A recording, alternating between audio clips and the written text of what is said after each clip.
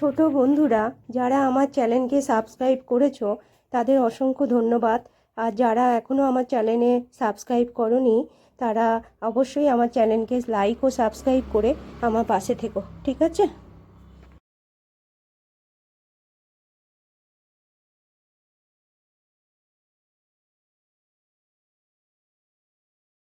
পরিবেশ ও বিজ্ঞানের তোমাদের রাঢ় অঞ্চল যে এই 66 পাতার যে পড়াটা আছে, তোমাদের এটা সেকেন্ড টার্মের এগুলো পড়া। এগুলো তো সেকেন্ড যে টেস্টটা হবে ইউনিট টেস্ট, তাতে এগুলো আসবে। এই রাঢ় অঞ্চলটা ভীষণ ইম্পর্টেন্ট, তাই এটা তোমাদের আমি বুঝিয়ে দিচ্ছি পড়ে, ঠিক আছে? তোমরা আমার সঙ্গে থাকো। দেখো কি আছে বলছে। বাঁকুড়ার পূর্ব আর দক্ষিণ দিকে কিছু জমি বেশ উর্বর। বাঁকুড়া জেলার পশ্চিম দিক থেকে পূর্বে বয়ে গেছে দ্বারকেশ্বর নদ। এই জায়গাটা ভীষণ ইম্পর্টেন্ট, ঠিক আছে? বাঁকুড়া জেলার এই যে এখানে ব্যাকেট করে দিচ্ছি, যেগুলো ব্যাকেট করছি সেগুলো তোমরা ভালো করে ফলো করবে। যে বাঁকুড়া জেলার পশ্চিম দিক থেকে পূর্বে বয়ে গেছে কি নদ? তাহলে দ্বারকেশ্বর নদ বয়ে গেছে।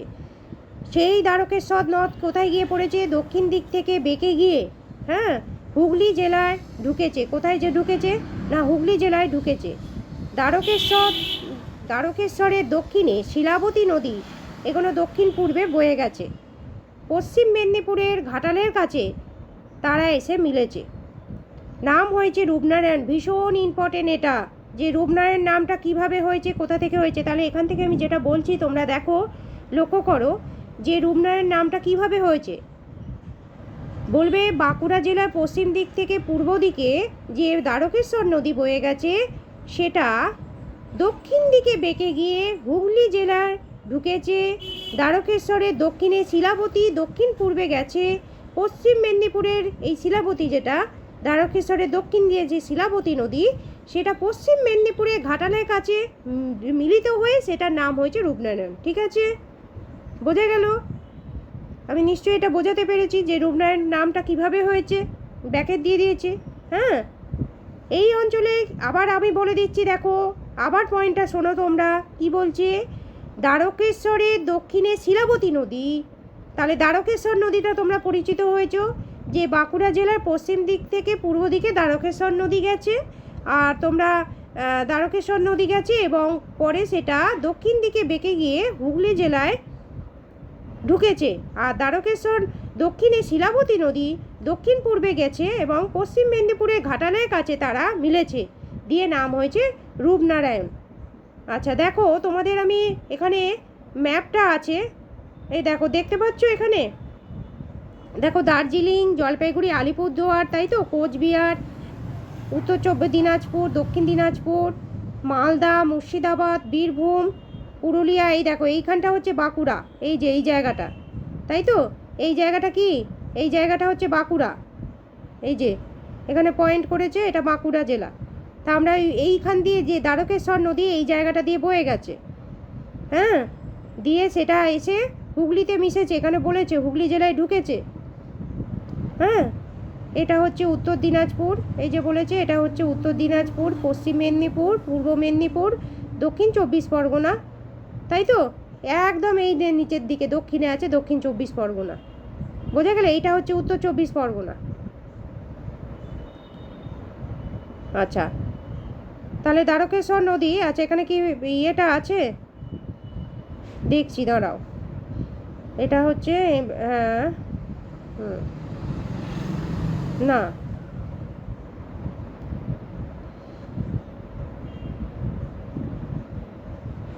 আচ্ছা আগে পড়াই এটা আমি, তারপরে কিসে যাচ্ছি। দেখো, এটা হলো দ্বারকেশ্বর নদী সম্পর্কে বললাম। এবার বলছে দেখো, পশ্চিম মেদিনীপুরের ঘাটালের কাছে রূপনারায়ণ, এটা বলে দিলাম। এই অঞ্চলের জমি কেমন হয়? এই অঞ্চলের জমি অবশ্যই খুব কি হয়? উর্বর হয়।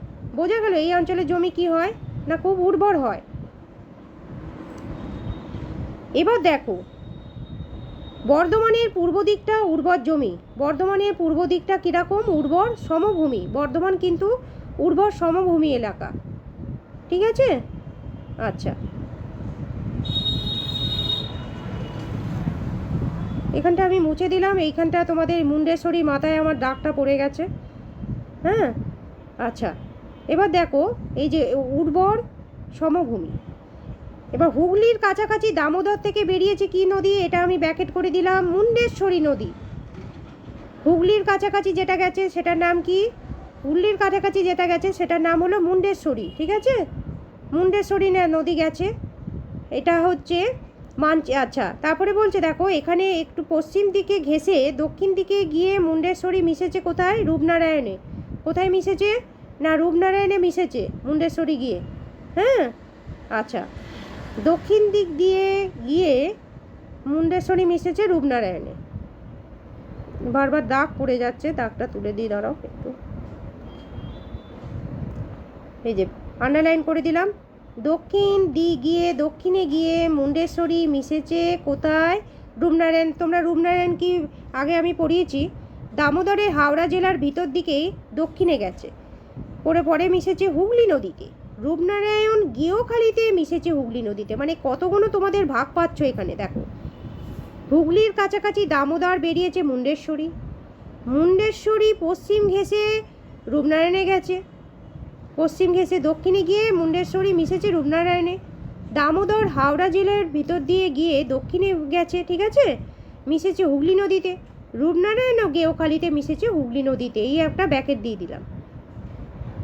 এবার দেখো পশ্চিম দিক দিয়ে দক্ষিণে গেছে কেলেঘাই আর কংসাবতী নদী, এরা মিশে তৈরি হয়েছে হলদি নদী। তাহলে হলদি নদী, দুটো নদীর মিশ্রণে তৈরি হয়েছে একটা কেলেঘাই একটা কংসাবতী। ভীষণ ইম্পর্টেন্ট এটা, কেলেঘাই আর কংসাবতী, সেটা হলদিয়াতে গিয়ে হুগলি নদীর সঙ্গে মিশেছে। তাহলে তোমাদের এখান থেকে প্রচুর পয়েন্ট পাওয়া গেল, ঠিক আছে? এবার দেখো নদীগুলো বর্ষার সময় পশ্চিমের মালভূমি অঞ্চলে জল বয়ে আনে, এখানটা আন্ডারলাইন করে দিলাম। আর সমতলে কি হয়, তার জন্য বন্যা হয়। যে নদীগুলো তোমরা জানলে, সেগুলো যখন বর্ষা হয় তখন পশ্চিমের মালভূমি অঞ্চলের জলগুলো এখানে কি করে? বয়ে আনে। হ্যাঁ, আচ্ছা, এই অঞ্চলটাকে বলে পশ্চিমবঙ্গের রাঢ় অঞ্চল। সব জায়গায় উর্বর মাটি, বেশিরভাগটা দোআঁশ, কিছুটা আবার এঁটেল থাকে। ভূমি প্রায় পুরোটা সমতল, উত্তর আর পশ্চিম ধার বরাবর ভূমি ক্রমশ উঁচু হয়ে গেছে। এখানে কিন্তু ভীষণ ইম্পর্টেন্ট এই রাঢ় অঞ্চলটা তোমাদের। হ্যাঁ, তাহলে কি বলে বোঝালাম আমি? যে পশ্চিমবঙ্গের রাঢ় অঞ্চল যেটা, সব জায়গায় উর্বর মাটি, বেশিটা দোআঁশ, কিছু এঁটেল মাটি থাকে। ভূমি প্রায় পুরোটা সমতল, উত্তর আর পশ্চিম ধার বরাবর ভূমি ক্রমশ উঁচু হয়েছে। সেদিকে মাটি কেমন হয়? লালচে হয়। ভূমি কিছুটা ঢেউ খেলানো। যত পূর্বে আর দক্ষিণে যাবে তত মেটে রঙের মাটি দেখতে পাবে। ভীষণ ইম্পর্টেন্ট এই পড়াগুলো তোমাদের, যে এই রাঢ় অঞ্চলের ভূমিরূপ কেমন, এইভাবে প্রশ্ন আসতে পারে, ঠিক আছে? আমি আন্ডারলাইন করে করে তোমাদের যেগুলো বুঝিয়ে দিয়েছি, তোমরা অবশ্যই এটা পড়বে। হ্যাঁ, এখানে বলছে উর্বর মাটি, একটা পয়েন্ট পেলাম। বেশিটা দোআঁশ থাকে, আবার কিছু এঁটেল মেশানো থাকে। ভূমি প্রায় পুরোটা সমতল, উত্তর আর পশ্চিম ধার বরাবর ভূমি কী হয়েছে? উঁচু হয়েছে। যেদিকের মাটি লালচে, ভূমি কিন্তু কিছুটা ঢেউ খেলানো। যত পূর্বে আর দক্ষিণে যাওয়া যাবে মাটি কীরম হবে? মেটে রঙের হবে। এটা তাহলে একটা আমাদের ভূমিরূপ হয়ে গেল রাঢ় অঞ্চলের। এবার দেখো রাঢ় অঞ্চলে কি পড়বো? না, বন জঙ্গল পড়বো। আচ্ছা, গত 30-40 বছর অনেক বছরে অনেক গাছ লাগানো হয়েছে। শাল, সেগুন, শিশু, মেহগিনি, শিরীষ, আকাশমণি, কদম, বাবলা, বিভিন্ন রকমের গাছ এখানে আছে। নানা জায়গায় রাজ্যের বন দপ্তর লাগিয়েছে, তাই তো? যদি গাছগুলোকে লাগানো বন দপ্তর থেকে যে নতুন গাছগুলো রাঢ় অঞ্চলে বসানো হয়েছে, সেগুলো তাহলে কী কী পড়লাম? শাল, সেগুন, মেহগিনি, শিরীষ, আকাশমণি, কদম, বাবলা, ঠিক আছে? মনে থাকবে এই গাছগুলো তাহলে এখানে বন দপ্তর থেকে লাগানো হয়েছে। আর এইভাবে কয়েকটা নতুন বন তৈরি হয়েছে। আচ্ছা, রাস্তার ধারে ধারে সেগুলো দেখতে পাওয়া যায়, ঠিক আছে? তোমাদের তাহলে এই চ্যাপ্টারটা ভালো করে আমি তাহলে বুঝিয়ে দিলাম, আর এর আন্ডারে যে প্রশ্নগুলো আমি করে দেবো। হ্যাঁ, তাহলে তোমরা, আচ্ছা, এখানে মানচিত্রটা আমি দেখিয়ে দিয়েছি।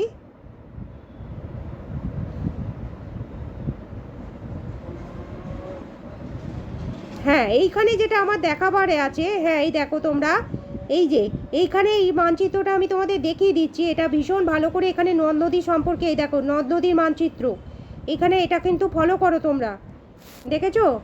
এই দেখো, এই যে যেটা আমি পড়ছিলাম, এই যে দামোদর বয়ে গেছে এখান দিয়ে, তাই তো? এই যে এখানে দামোদর, এখানে আমি পয়েন্ট করে দিচ্ছি, এই দেখো দামোদর নদ এসছে, এখানে হচ্ছে দ্বারকেশ্বর নদী, এই যে দ্বারকেশ্বর, এটা হচ্ছে শিলাবতী, এটা মুন্ডেশ্বরী, ঠিক আছে? আমি এগুলো কিন্তু এই নদীগুলো সম্পর্কে আমি পড়িয়েছি, ঠিক আছে? এটা কংসাবতী, এটা কেলেঘাই, হ্যাঁ, এই দেখো হলদি নদী, রূপনারায়ণ কোথায় গিয়ে কি হয়েছে আমি এগুলো সম্পর্কে সব কিছু আমি তোমাদের পড়িয়েছি। এটা হুগলি নদীতে এসে মিশেছে, হ্যাঁ, তোমার দ্বারকেশ্বর, তাই তো? এগুলো তোমাদের কিন্তু আমি সব ডিটেলসে পড়িয়েছি, বোঝা গেল? এটা কিন্তু মানচিত্রটা তোমরা বইয়েতে আছে তোমাদের, এইগুলো আমি হ্যাঁ সব কিছু নদী যদি বলে কোথায় এসে মিশেছে, দেখো এই বঙ্গোপসাগরে এসে মিশেছে, সব নদী যদি কোথায় এসে মিশেছে না বঙ্গোপসাগরে এসে মিশেছে, তাই তো? আচ্ছা, এই দেখো বঙ্গোপসাগরে এসে মিশেছে, এখানে বলা আছে,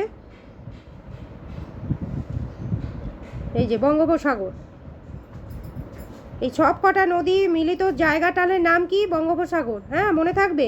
আচ্ছা, তোমাদের আশা করি এই 62 পাতার এই পেজটা ভালো করে তোমরা ফলো করবে, এখানে ভালো করে ওই নদ নদীর মানচিত্র সম্পর্কে দেয়া আছে, হ্যাঁ। এর আন্ডারে প্রশ্নগুলো আমি যেগুলো তোমাদের সাজেশান ভিত্তিক করে করাই সেগুলো আমি করে দেবো, যেগুলো পরীক্ষায় আসবেই সেকেন্ড ইউনিটে, মনে থাকবে। আমি আমার চ্যানেলটি ভালো লাগলে অবশ্যই একটা লাইক আর সাবস্ক্রাইব করে দেবে, আর যারা নতুন আছো তারা ভালো করে আমার চ্যানেলটিকে ফলো করে আমার চ্যানেলের পাশে থাকো, আর অবশ্যই একটা লাইক করে দিও, সাবস্ক্রাইব করে দিও, ঠিক আছে বন্ধুরা? অবশ্যই ভালো থেকো তোমরা, ঠিক আছে? ঠিক আছে।